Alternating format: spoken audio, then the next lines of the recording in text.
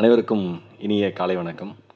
ரொம்ப ரொம்ப மகிழ்ச்சியாக இருக்குது. மறுபடியும் திரையரங்கத்துக்குள்ள மக்களை பார்க்குறப்பையும், மக்கள் ஒவ்வொரு திரைப்படங்களை கொண்டாடுறப்பையும், நம்ம துறை மீண்டும் பழைய நிலைமைக்கு வருதுங்கிறது ஒரு ரசிகனாகவும் இதே துறையில் இருக்கிற அங்கத்தினராகவும் எனக்கு அவ்வளோ பெரிய மகிழ்ச்சியாக இருக்குது. எப்பயுமே இந்த சிறிய பட்ஜெட் படங்களுக்கு மக்களுடைய பார்வை வேறு மாதிரி இருக்கும், விமர்சகர்களுடைய பார்வை வேறு மாதிரி இருக்கும். ஒரு சின்ன உதாரணம் மட்டும் சொல்கிறேன். நான்லாம் ஊர்லேருந்து வந்த பையன். முதல்ல இப்போ கமலா தேட்ரு, நம்ம சத்யம் சினிமாஸு, இந்த மாதிரி தேட்டரில் போய் படம் பார்ப்போங்கிறதே ஒரு கனவாக இருக்கும். நல்ல தேட்டரில் போய் படம் பார்க்குறதே ஒரு கனவாக இருக்கும். ஏன்னா டிக்கெட் விலை அதிகமாக இருக்கும், நம்ம போக வேண்டாம். அதுக்கு நாங்களாம் என்ன சொல்லிக்குவோம்னா, ஏசி குளிரும் மச்சான், போகக்கூடாது. ஏன் அப்படின்னா, எனக்கு ஏசி ஆகாதுமோ. ஆக்சுவலாக பணம் இல்லை, அதான் ரீசன். ஆனால் ஏசி ஆகாது, அதனால் போகக்கூடாதுமோ. அதுக்கப்புறம் இந்த தேட்டருக்குள்ளே ஃபஸ்ட்டு ரோல் உட்காருவோம். எல்லாருமே நல்லா ஆரோக்கியமாக தெரிவாங்க. ஏன்னா ஸ்க்ரீன் பெருசாக இருக்கும். இங்கே உட்காந்து இப்படி பார்த்துட்டு இருப்போம். அப்புறம் அடுத்து பின்னாடி போவோம். ஒரு தேட்டருக்குள்ளே நுழைஞ்சு, நல்ல தேட்டரில் நுழைஞ்சு பின்னால் உட்காந்து படம் பார்க்குறதுக்கே அவ்வளோ வருடங்கள் எடுக்கிறப்ப, ஒரு கலைஞன் இந்த துறைக்குள்ளே நுழைஞ்சு அவன் பெரியாள் ஆகிறதுக்கு சில வருடங்கள் எடுக்கும். அதுவரை உங்களுடைய சரியான விமர்சனம் ஒரு நல்ல திரைப்படத்தை வாழ வைக்கும். ஊடகத்துறை அன்பர்களுக்கு என்னுடைய பணிவான வேண்டுகோள் அது மட்டும்தான். ஒரு சாதாரண படத்தையும் சாமானியன்கிட்ட கொண்டு போய் நீங்கள் சேர்த்தீங்கன்னா அது நிச்சயம் பெரிய லெவலில் இருக்கும். இந்த திரைப்படத்தினுடைய ஹீரோ தமன் என்னுடைய மிக மிக நெருங்கிய நண்பர். சட்டம் ஒரு இருட்டறை திரைப்படத்தின் மூலமாக நானும் அவரும் ஒன்றா சேர்ந்தோம். அவர் ஹீரோவை பண்ணார், அதில் நான் ஒரு ரோல் பண்ணியிருந்தேன். அப்போ இருந்து பழக்கம். என்னோட மிரர் மாதிரி, கண்ணாடி மாதிரி தமன். அவ்வளோ எனக்கு பிடிக்கும். மிகப்பெரிய திறமைசாலி.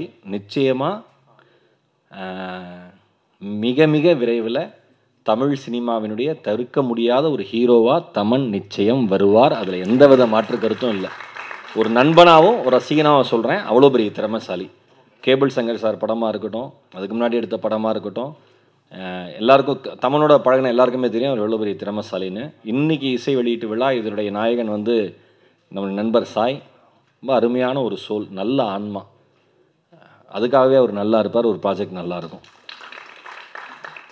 சார் எடுத்து நீங்கள் இப்போ நான் சக்குன்னு முடிச்சிடறேன் சார். நீங்கள் அவங்களுக்கு காமிச்சிங்களா எனக்கு காமிச்சிங்களான்னு தெரில. அதுக்கு தான் அக்காவை சொன்னேன், சாரை சிவி குமார் சாரை கூப்பிடுங்க முதல்ல. இந்த அக்கா பாம்பே பாக்கியாவை பாம்பே பாஸ்கர்னு சொல்லி வச்சிருக்கு. என்ன பாஸ்கர் ரீவைன் பண்ணி குறும்படம் போடவா என்ன? நீங்கள் பார்த்தீங்களா, விஜய் டிவிங்கிறது கரெக்டாக சொல்லிட்டாரு. அவன் சோறு அவன் தான் ஏன் போடுறான்? நீ தினமலரில் வேலை பார்த்துட்டு எல்லா ஆடியோ லான்ச்சிலையும் இருக்க. சம்பளம் தராங்களா இல்லையா? Mic off 2 minutes please.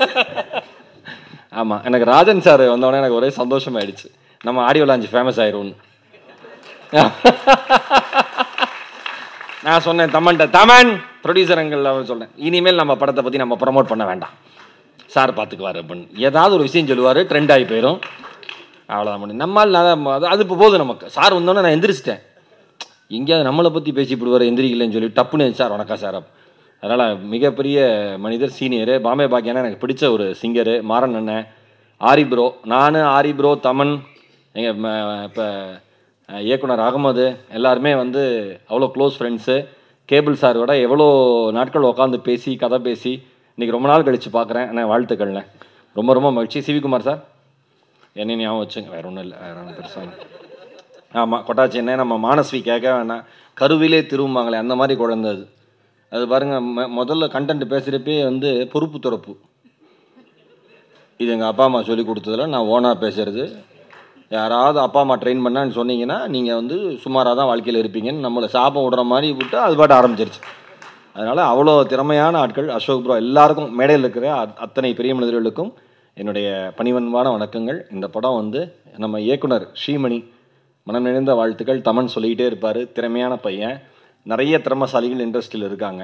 அவங்களுக்கான வாய்ப்பு சரியாக வருகிற பொழுது அவர்கள் இந்த உலகத்திற்கு தெரிவார்கள். ஸ்ரீமணியும் நிச்சயம் மிக விரைவில் தமிழ் சினிமா பாராட்டப்படக்கூடிய இயக்குனராக வருவார். இந்த டீமில் ஒர்க் பண்ண அத்தனை பேருக்குமே என்னுடைய இதயம் நிறைந்த நன்றிகள். தமிழ் சினிமா வாழட்டும், தமிழர்கள் வாழட்டும், டெக்னீஷியன்ஸ் வாழட்டும், எல்லாரும் சந்தோஷமாக இருப்போம், எல்லாரும் சூப்பராக இருப்போம். நன்றி வணக்கம். ஊடகத்துறை சார்ந்த அத்தனை பேருக்கும் நன்றி வணக்கம். பிடி ராஜன் ஐயா பேசுகிறது ஞாபகம் வச்சுங்க, ப்ரொமோட் பண்ணிகிட்டே இருங்க. நன்றி.